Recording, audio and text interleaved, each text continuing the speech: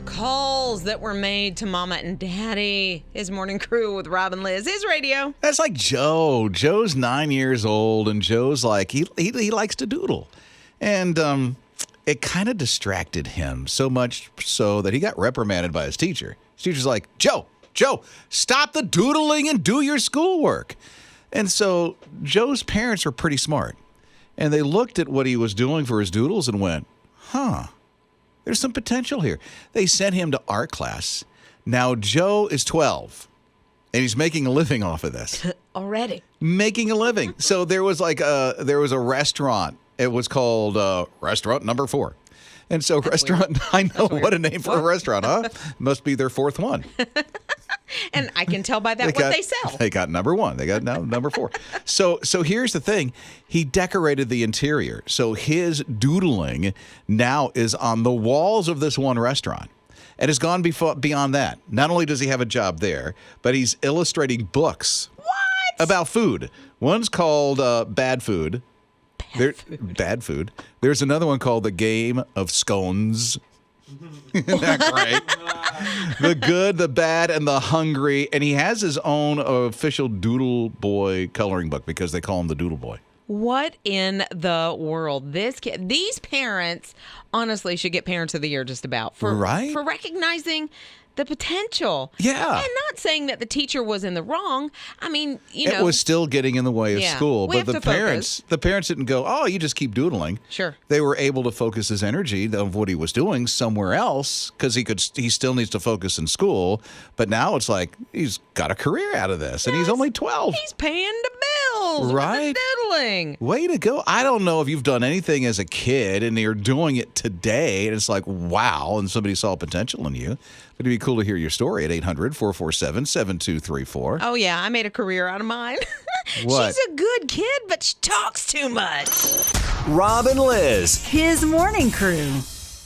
Thing you did as a kid that now you're kind of making a living doing it. His morning crew with Rob and Liz, his radio. Susan's here at 800-447-7234. What was it for you, Susan? 5, 6 years old. I would sit in the back seat, and when I would see an old rustic barn or a railroad track or something, that I would blink my eyes, and that was how I was taking pictures. And what do you do with your photography today? Family photos, senior pictures, prom. I mean, I still do photographs, especially with children and family portraits and stuff. Don't do a lot of big weddings. I mean, I've done photography for 25, 30 years, and then I realized a few years ago, I used to snap my eyes like I was taking pictures of things on my way to my grandmother's. So I wonder if you still blink today to kind of take those mental pictures. There's probably not a day goes by. People in Walmart. I saw a little boy yesterday. He was the most beautiful child I've seen. His hair was different. His skin tone was different. He had a long tail, rat tail hanging out of the back of his hair. And I looked at his dad. I said, I'm not a weirdo. I'm a photographer. He is gorgeous. When I saw him, I immediately wanted to take photos of it. I don't do the blinking thing. I see something every day that I'm like, oh, that would be a great picture. Rob and Liz. His morning crew. Jimmy was in college in Texas, and he would always, fly home and go back, visit his family, take some gifts to a local orphanage. He's from Haiti, so this was a long trip. And so he went back one Christmas to visit his family and take these gifts. And while he was walking in his town, there was a big group of people that were kind of around where the rubbish is kept. There was a baby in there. Oh, no. Yeah. This is in Haiti. In Haiti. Okay. And so Jimmy's like, oh, my goodness, I have to take this baby and I have to take care of it. Brought it home to his mom, and they gave the baby some food and some water and kind of, fixed him up a little bit, and then started reaching out to orphanages and different places around his town. Fast forward, he's decided that he is going to adopt this little boy. Way to go, Jimmy. Yeah. And Jimmy's only 22, by the way. And he's still in college. in the U.S. And so his mom is the caregiver right now of little Emilio. And Emilio is a toddler. And so Jimmy comes here, goes to his classes, makes money, sends it back so mom can take care of little Emilio. But they now have a GoFundMe page so that they can get this adoption done. Oh, I'm sure it's expensive. It is very expensive. Not only the paperwork, but also a 22-year-old raising a toddler, and in Haiti, they don't have as many opportunities for good paying jobs to be able to raise this little guy. Which is why Jimmy's in America getting his education. Exactly. And eventually, I think plans to bring little baby Emilio here to the States for a better opportunity. But right now has that GoFundMe page. It is up to about $19,000. So that's really awesome. Yeah. That's good. What's the goal? About $30,000. Oh, for real? Yeah. I mean, those adoptions are not inexpensive. And then he also wants to make sure that he can provide the kind of life that little baby needs. Good for Jimmy. I mean, I love this, that, he was in the right place at the right time. Wonder how that happened. Right. And Jimmy, you're setting the example for a lot of people. Thank you so much. Rob and Liz. His morning crew. He was just doing a little back-to-school shopping. I don't know what the uproar is about. I mean, he was going in, maybe looking for a backpack and some pencils. Maybe it's a fur coat. I don't know. Maybe. But then again, he's kind of equipped with his own. Let me tell you what happened. Jakima was on her way to the movies. And as she's pulling through the parking lot of a mall in Alpharetta, which is in, the Atlanta area, she's pulling through. She spots something out of the corner of her eye. It's a bear. It's a bear cub. In Atlanta. That's different in the city like that, right? A little bit. Normally, you don't see a bear cub at a mall. I'm wondering where Mama was. Mom was like, just go get your school supplies. I'll be over here. Yeah, you want to go to the movie? Go ahead. Hit the arcade. Go on. But he went up to a couple of the doors, and he was trying to get in.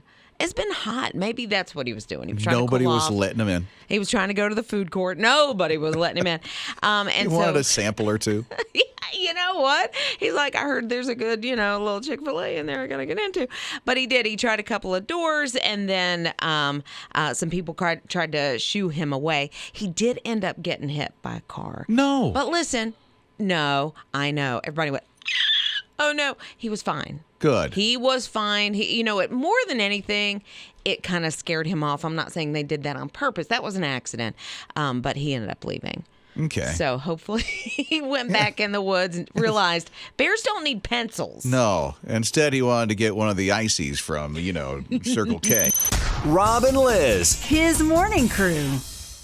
So Misty started making really bad decisions. She started breaking the law. I mean, she was even wound up in jail several times. This hurt herself. Those who loved her were just in so much pain because of what Misty was going through. And then all of a sudden, while she was with Sergeant Truan, he decided he wanted to do something about this. So he started giving her words of encouragement. Yeah. He treated her really respectfully. As he was arresting her, he still showed her that kindness, got her some water, helped to calm her down because she was very, very upset, and just encouraged her that you can turn your life around. This doesn't have to be the rest of your story. And she remembered that. Now, that was in 2019. You fast forward, she's gotten her life back on track. She got into rehabilitation. She started attending church, and so she wanted to reach out to Officer Truan and just say thank you. And so she was able to do that. They met. Not only did she thank him, but she prayed with him and prayed for him. Just a beautiful, beautiful circle to this story. It's amazing to see that just a few words of encouragement, what it can do for somebody when they're at their lowest, right? Yeah, a smile, a kind word, even a small compliment can absolutely take someone's day that they feel like is just in the garbage and completely turn it around. So I try to think of ways that I can clue into that because I'm not really observant at times. I'm just really focused on the things that I'd have to get done so much that I forget about the people around me. And so Sergeant Truan is reminding me, take a look around. Every day. Rob and Liz. His morning crew. In Amsterdam, there seems to be a housing shortage for the non-human species. That's the way they're actually putting it. Like snakes? No, actually. I thought the same thing because one of the headlines I read was houses for wildlife and humans. So bear. No. I thought the same thing too, but it's more like sparrows, bats, and butterflies. Sparrows, bats, And butterflies, How do you yeah. advertise for that? I know, right? So there is this river that goes near Amsterdam in the city center, and they're going to start building on this and make it a car-free where you just go around on bicycles. So it's a car-free neighborhood, and the apartment building that they're building on it, they're going to have vegetation growing on it. You know how you see some buildings, especially over in Europe, that have like vines that are on it and such? And so they're doing that so that the sparrows have a place to go, the butterflies, and all the other types of, bats and things like that. We kind of have something similar, around here. When you see kudzu takes over. Oh. Does that invite them too? No. Rob and Liz. His morning crew. So there's peach cobbler, right? There is. There's other cobbler. What else is there? Blackberry, blueberry. You can do an apple, which I'm not a big fan of an apple cobbler. I remember but- having an apple cobbler before. I look like an apple cobbler. you do. So now they have, watermelon cobbler. I don't know why that just doesn't sound appetizing to me. It doesn't to me either. Watermelon to me, I love fresh watermelon. Oh, Don't yeah. get me It's wrong. great. It's summer. Yeah, but right? but it's also a very subtle flavor. So I don't know how you're really punching, because that's, peach is a really bold, and blackberry really bold flavor. So I don't know how you're going to get Watermelon the taste of cobbler. watermelon. And then you have to spit the seeds out every time you eat it. Well, hopefully somebody's done that for you. Not spit them out for you, but, Oh. Rob and Liz. His morning crew. So Liz looks at me and she says, I haven't been to the pool in how many weeks? It's probably been a week and a half. A week and a Week and a half. half, something like that. And so I said, but Liz, it's out your back door. You can go to the pool whenever you want. It's a whole process. Listen to this. Okay. It's Okay. a process, she says. So- she has a pool in her own backyard, and it's a process to get to her pool. So It is. It's not just step out the back deck and, it's there. No. Like, I have to have my ice. listen to this. So I have to make sure that I get enough ice and I put it in, my little cooler, and then I drink a lot.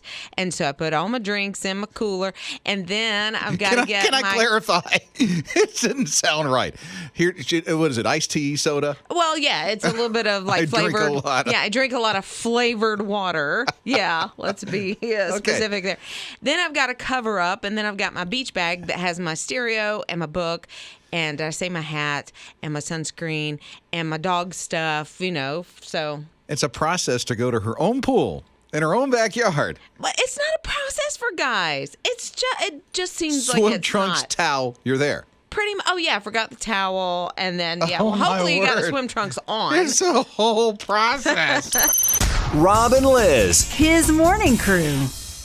So I don't understand. I'm sorry. I don't understand. But Liz had said earlier, she's like, I haven't been to the pool in 3 weeks. I'm like, Liz, it's in your backyard. Just open your sliding glass door. It's there. And she's like, no, you don't understand. It's a process. I'm like, what? It is a process. First of all, don't have a sliding glass door, but I have lots Okay, of things to the get done nice now. French doors. I don't have the French doors either. You still open a door, go out. Well, that is It's true. right there. That is true. In the backyard. But it's the process. Carol, she agrees. Carol says men don't get it. Everything is a process for women. She texted and said, I can relate. Just grab your towel. No. Carol, and you're there. No, it's more than that. And then Ella also texted and said, Liz, I thought you were going to talk about the whole process of dealing with your hair afterwards. You know what? That's a whole different process. Oh, my word. Oh, my. Okay, Allison's here at 800-447-7234. What do you say, Allison? So it is a process, and here's why. You still have to have all the same necessities. You have to pack everything else that you would. So the only thing you shorten is the distance you have to travel.